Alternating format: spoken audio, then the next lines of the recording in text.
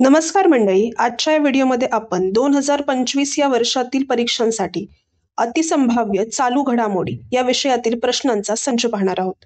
सर्व स्पर्धा परीक्षांसाठी हा व्हिडिओ उपयुक्त असणार आहे, त्यामुळे व्हिडिओ जो आहे तुम्ही स्टार्ट टू एंड पर्यंत जरूर पहा.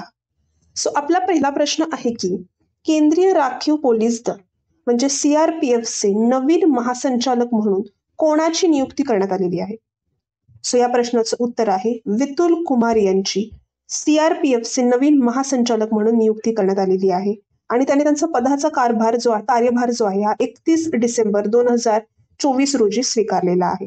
या आधीचे महासंचालक कोण होते तर त्यांचं नाव होतं नवीन दयाल सिंग. त्यांच्या निवृत्तीनंतर जे आहे वितुल कुमार यांनी हा पदभार स्वीकारलेला आहे. CRPFचा फुल फॉर्म काय आहे तर तो आहे the central reserve police force आणि याची स्थापना झाली होती 27 जुलै 1939 रोजी. जगातील सर्वात वेगवान high speed train CR450 prototype कोणत्या देशाने लॉन्च केला आहे? तर जगातील सर्वात वेगवान हाय स्पीड ट्रेन चीनने लॉन्च केलेली आहे आणि जिचं नाव आहे CR450 प्रोटोटाइप. कोणते राज्य सरकार वाचन संस्कृती उपक्रम राबवणार आहे? तर या प्रश्नाचं उत्तर आहे आपलं महाराष्ट्र राज्य. आणि वाचन संस्कृती उपकरणाचा कालावधी काय असणार आहे तर तो असणार आहे 1 ते 15 जानेवारी 2025 या दरम्यान ही वाचन संस्कृती उपक्रम राबवला जाणार आहे.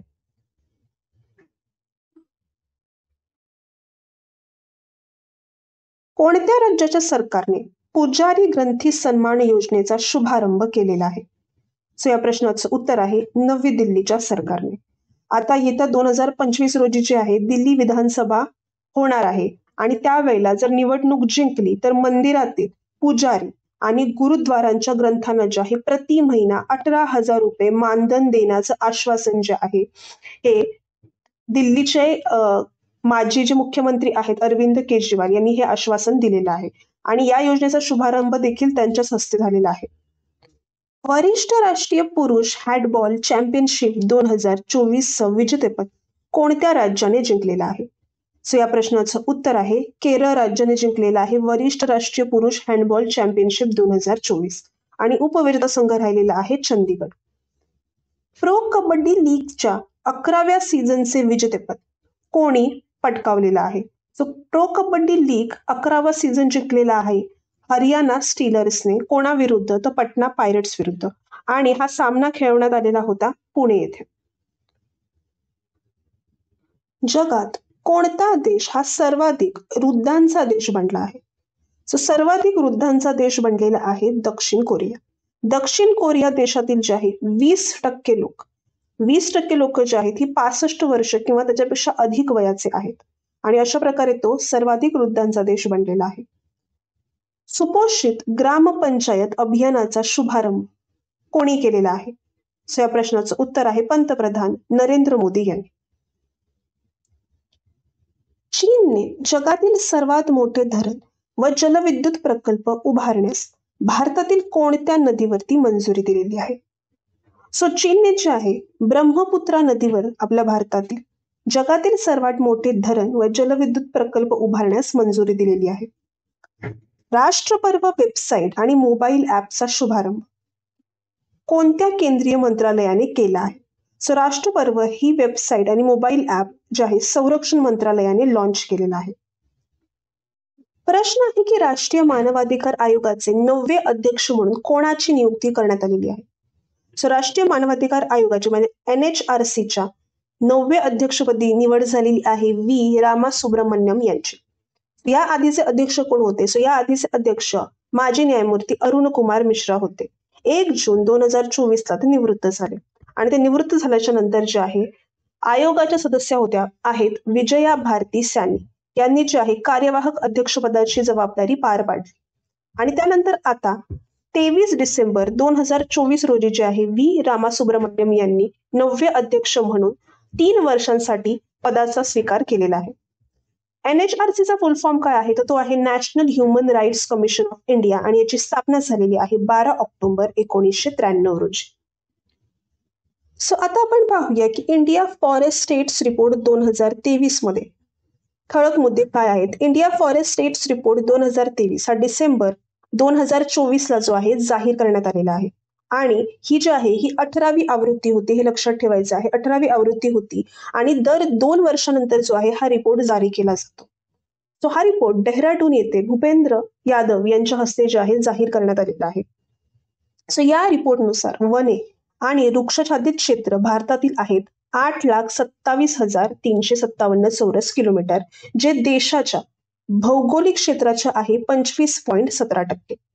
त्यानंतर आपल्या भारतातील जंगलाचं क्षेत्रफळ अंदाजे 7,15,343 चौरस किलोमीटर एवढं आहे. वृक्षाच्छादनाचं क्षेत्रफळ आहे 1,12,000 चौरस किलोमीटर इतकं.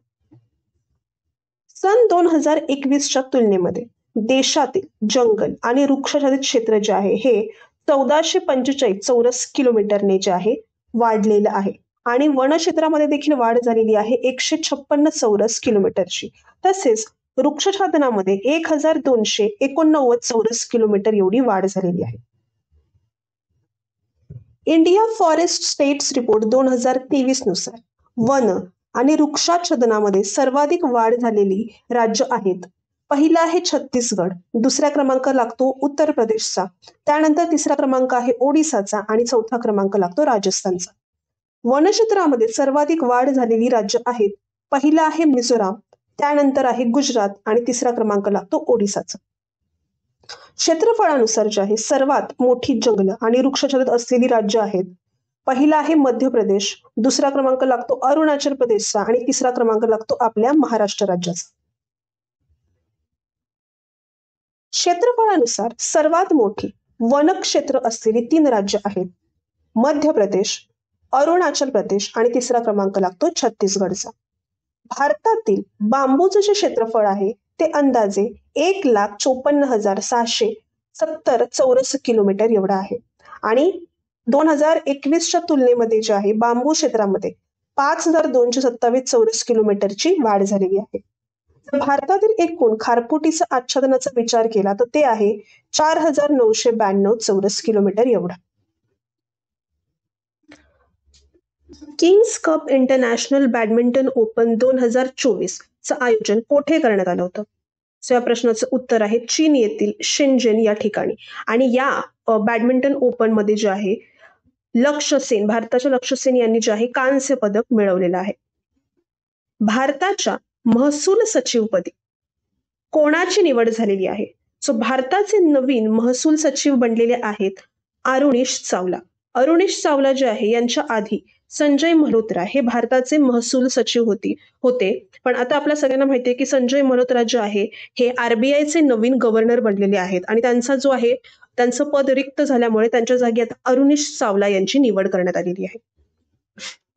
नागरी उड्डाण मंत्रालयाने कोणत्या विमानतळावर उड्डाण यात्री कॅफेचं उद्घाटन केलेलं आहे?